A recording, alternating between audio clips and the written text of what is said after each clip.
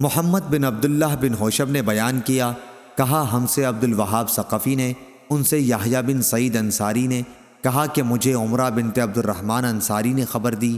انہوں نے بیان کیا کہ میں نے حضرت عائشہ رضی اللہ عنہا سے سنا، آپ نے فرمایا کہ جب زید بن حارثہ، جعفر بن ابی طالب اور عبداللہ بن رواحہ رضی اللہ عنہم کی شہادت کی خبر آئی تو حضور اکرم صلی اللہ علیہ وسلم اس طرح بیٹھے کہ غم کے آثار آپ کے چہرے پر نمایاں تھے۔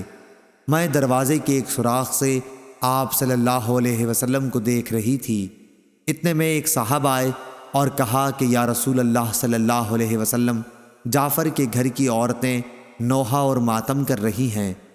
حضور صلی اللہ علیہ وسلم نے روکنے کے لیے کہا۔ وہ صاحب گئے لیکن پھر واپس آ گئے اور کہا کہ وہ نہیں مانتیں۔ آپ نے دوبارہ روکنے کے لیے بھیجا۔ وہ گئے اور پھر واپس چلے آئے۔ کہا کہ بخدا وہ تو مجھ پر غالب آ گئی ہیں، یا یہ کہا کہ ہم پر غالب آ گئی ہیں۔ شک محمد بن ہوشب کو تھا۔ عائشہ رضی اللہ عنہا نے بیان کیا کہ میرا یقین ہے کہ آپ صلی اللہ علیہ وسلم نے فرمایا کہ پھر ان کے منہ میں مٹی جھونک دے۔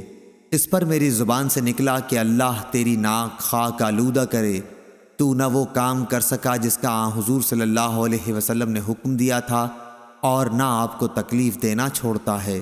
صحیح بخاری حدیث نمبر 1305۔